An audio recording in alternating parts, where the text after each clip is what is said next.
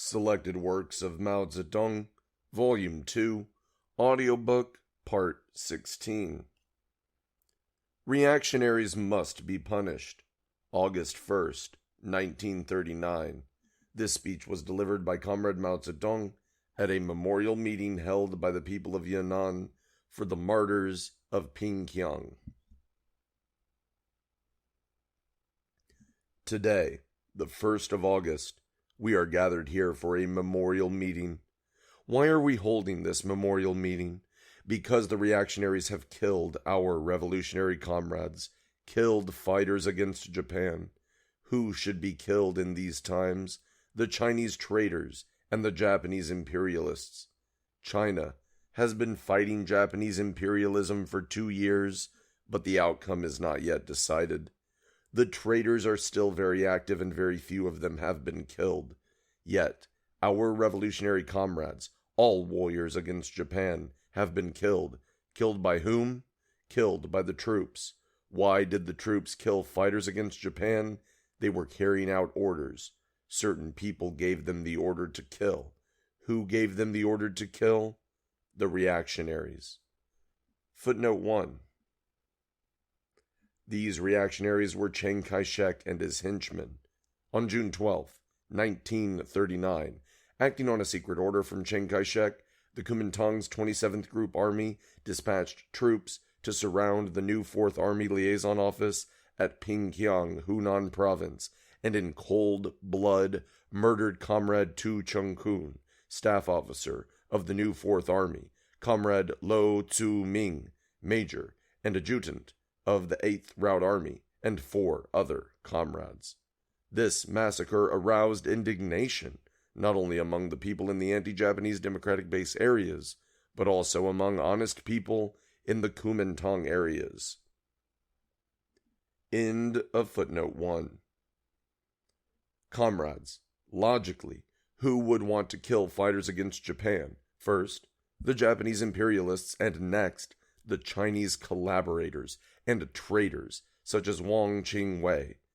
But the scene of the killing was not Shanghai, Peiping, Tianjin, or Nanking, or any other place occupied by the Japanese aggressors and Chinese collaborators. It took place in Pingyang, in the rear of the War of Resistance, and among the victims were comrades Tu Chung-kun and Lo Tzu-ming, responsible comrades of the Pingyang Liaison Office of the new 4th Army.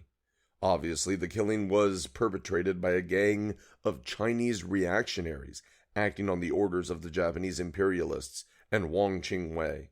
Preparing to capitulate, these reactionaries obsequiously carried out the orders of the Japanese and Wang Qingwei, and the first people they killed were the most resolute fighters against Japan. This is no trivial matter. We must raise our voices against it. We must denounce it. The whole nation is now resisting Japan and has forged a great union of the people for the purpose of resistance. But within this great union there are reactionaries and capitulators. What are they doing? They are killing fighters against Japan, holding back progress and working in collusion with the Japanese aggressors and the Chinese collaborators to pave the way for capitulation. Has anyone taken action on this serious case of the murder of anti-Japanese comrades? The murder was committed at 3 p.m. on June 12th. Today is August 1st. But in all this time, have we seen anyone step forward and take action? No. Who should have done so? Action should have been taken under the law of the land by the administrators of the law. If such a thing had happened in the Shinsi, Kansu, Ningxia border region, our high court would have acted long ago. But although nearly 2 months have elapsed since the Pingyang massacre, the law and its administrators have done nothing. What is the reason? The reason is China is not unified. Footnote 2. Comrade Mao Zedong defined unification in order to counter the Kuomintang reactionaries' use of unification as a pretext for their schemes to liquidate the communist-led anti-Japanese armed forces and base areas.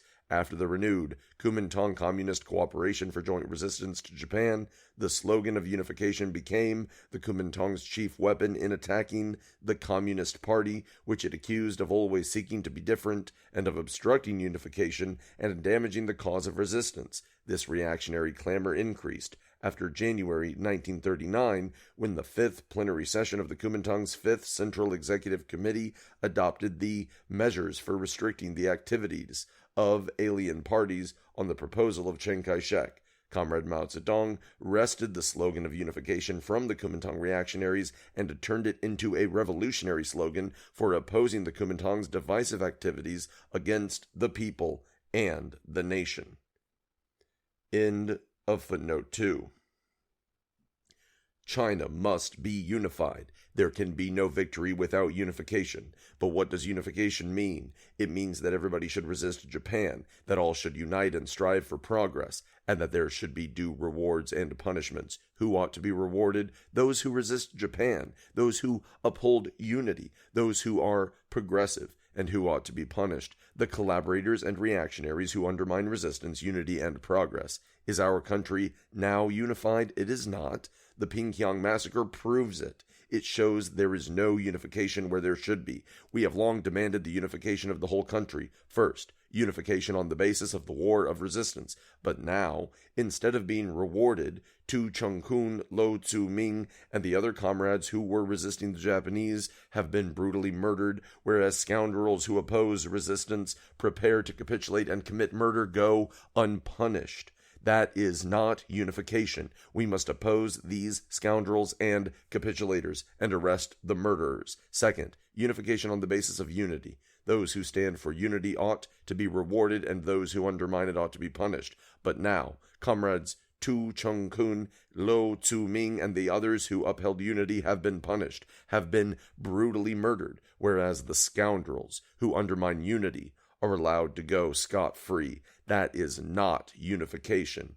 Third, unification on the basis of progress. The whole country must go forward. The backward must try to keep pace with the progressive, and the progressive must not be held back to the pace of the backward. The butchers at Pinkyang killed progressive people. Hundreds of communists and patriots have been assassinated since the outbreak of the War of Resistance, the Pinkyang massacre being only the most recent example. It will be disastrous for China if this continues. All who resist Japan may be murdered. What do these murders mean? They mean that the Chinese reactionaries acting under orders from the Japanese imperialists and Wang Qingwei are preparing to capitulate, and that is why they begin by killing fighters against Japan, by killing communists and patriots. If this is not stopped, China will perish at the hands of these reactionaries. These murders, therefore, concern the whole country. They are of the gravest importance, and we must demand that the national government punish these reactionaries with the utmost severity. Comrades must also realize that Japanese imperialism has recently intensified its disruptive activities, that international imperialism has become more active in helping Japan, and that the traitors in China, both the overt and the covert Wang Qingweis, are more active than ever in sabotaging the war of resistance, wrecking unity, and turning the clock back. Footnote 3. After the fall of Wuhan in October 1938, Japan's main policy became one of employing political means to lure the Kuomintang into capitulation. International imperialism, including the British and U.S. imperialists, also repeatedly suggested to Chiang Kai-shek that he should negotiate peace, and Chamberlain, the British Prime Minister, indicated that Britain would take part in the so-called reconstruction of the Far East. The Japanese aggressors and the international imperialists stepped up their conspiracies in 1939. In April of that year, Clark Kerr, the British ambassador to China, acted as an intermediary between Chiang Kai-shek and the Japanese aggressors in arranging a peace parley.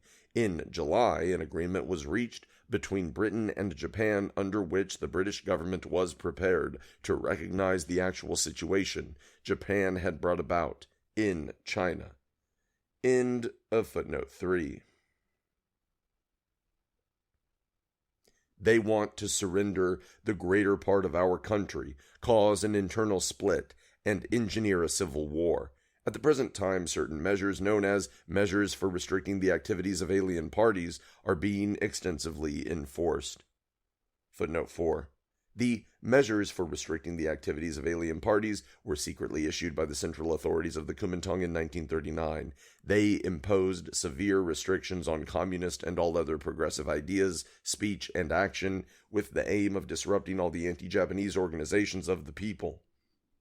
They also stipulated that in places where, in the opinion of the Kuomintang, the communists were most active, the law of collective responsibility and collective punishment was to be enforced, and an information network or counter-revolutionary secret service was to be generally established within the Pao-Chia organizations. Pao and Chia were then the basic administrative units of the Kuomintang's fascist regime. 10 households formed a Chia, and 10 Chia a Pao. End of footnote 4.